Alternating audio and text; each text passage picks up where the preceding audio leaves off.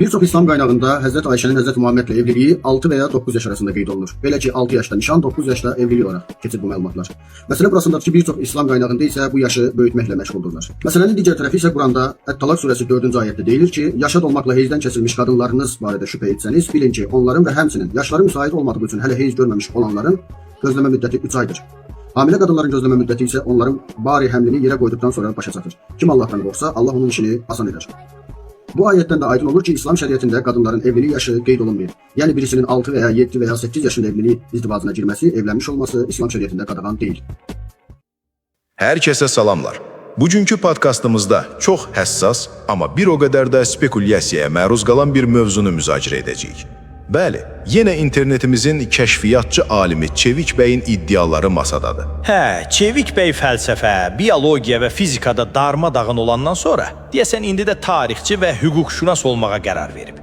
Bu dəfə İslamın güya uşaq yaşda evliliyə icazə verdiyini iddia edərək həm Təlaq surəsini, həm də Ayşə anamızın evlilik yaşını hədəf alıb.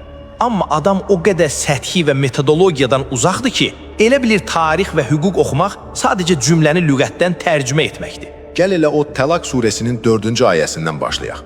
Çevik çıxıb ayədəki hələ heyz görməmiş olanlar ifadəsini birbaşa götürüb 6-8 yaşlı uşaqlar kimi tərcümə edir və deyir ki, baxın, burada uşaqlarla evliliyə icazə var. Bax, mətnin fəlsəfəsini, qanunun ruhunu anlamamaq buna deyirlər. Təlaq surəsi evliliyin şərtlərini yox, boşanmanın və iddənin, yəni gözləmə müddətinin hüquqi prosedurlarını izah edir. İkincisi və ən əsası, gəl elmə, tibbə müraciət edək. Tibb elmində qadınların heyz görməməsi, yəni aminoreya, yalnız uşaqlıq dövrü ilə məhdudlaşmır axı. Yəni yetkin qadınlar da heyz görməyə bilər? Təbii ki, birincili və ikincili aminoreya var. Bioloji yetkinliyə çatmış, yəni 18, 20 və ya 30 yaşında olan, lakin genetik faktorlar, hormonal pozğunluqlar, həddindən artıq stres və ya fiziki travma səbəbindən heç vaxt heyz görməmiş qadınlar mövcuddur. Ayə məhz bu bioloji anomaliyalarda əhatə edən geniş bir hüquqi çərçivə çəkir. Bunu inkar edib heyz görməyən ancaq uşaqdır demək, elmdən və tibbdən xəbərsiz olmaqdır. Üstəlik, İslam hüququnda ayələr bir-birini təfsir edir. Çevik Nisa surəsinin 6-cı ayəsini oxuyur. Heç, orada nə deyilir ki, Nisa surəsi 6-cı ayədə açıq-aydın deyilir. Yetimləri evlilik çağına çatana qədər sınayın. Əgər onlarda əqli yetkinlik, yəni rüşd görsəniz, mallarını özlərinə qaytarın. Qurana görə evlilik çağı sadəcə fiziki böyümə deyil, rüşd ilə şərtlənir. Rüşd nədir? Psixoloji, əqli, sosial yetkinlik və məsuliyyət dərkidir. İndi mənə de, 6 və ya 9 yaşlı bir uşaq ailə idarə edəcək, müqavilə imzalayacaq rüşd səviyyəsində ola bilərmi? Bu, Quranın öz məntiqinə ziddir. Əla nöqtədir. Rüşd olmadan evlilik çağı başlamır. Bəs tarixi iddialar, Çevik çıxıb Səhih Buxaridəki o məşhur rəvayəti, Ayşənin 6 və ya 9 yaşında evlənməsini gətirir və bunu mütləq tarixi ehkam kimi təqdim edir. Çevik və onun tarixi analizi. Adam bircə rəvayət zəncirinə yapışıb, amma elementar xronoloji riyaziyyatdan xəbəri yoxdur. Müasir tarixçilər və böyük tədqiqatçılar bu 9 yaş rəqəminin yanlış olduğunu dəfələrlə, öz də elə qədim tarixi mənbələr və sübut ediblər. Gəl səninlə bir riyaziyyat dərsi keçək. Ayşənin böyük bacısı Əsma bint Əbu Bəkir var.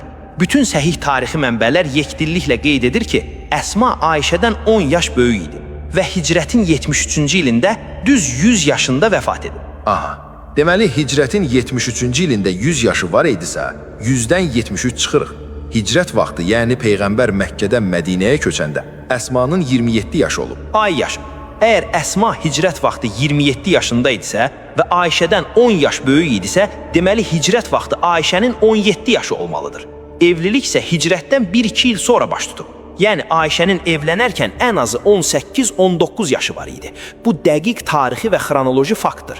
Üstəlik, qədim ərəb cəmiyyətində qızların yaşını çox vaxt doğulduqları gündən yox, bioloji yetkinliyə, yəni heyzə çatdıqları dövrdən etibarən sayırdılar. Rəvayətdəki o 9 yaş əslində yetkinlikdən sonraki 9 ildir. Çevik bəy tarix oxumaq əvəzinə narıl oxuyur. İnanılmazdır. Elementar toplama çıxma əməliyyatı ilə bütün o cəhalət, o iftira çöktü. Bəs onun İslamda istənilən yaşda uşaqla evlənmə qadağası yoxdur iddiası? Bu onun hüquqdan xəbərsiz olmasının sübutudur.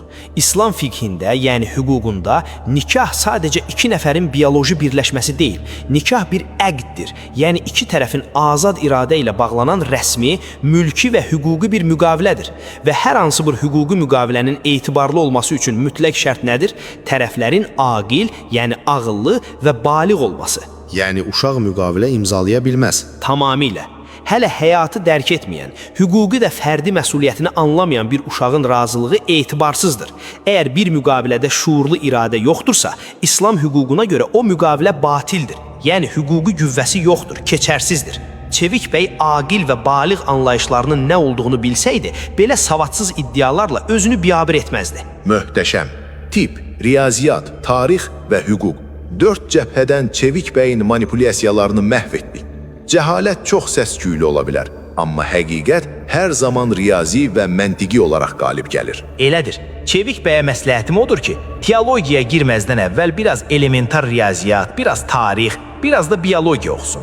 Kökü çürük olan ağac mütləq yıxılır. İzləyicilərimizə təşəkkür edirik. Ağlınızı və məntiqinizi cımbızlanmış məlumatlardan qoruyun. Növbəti epizodda görüşənədək.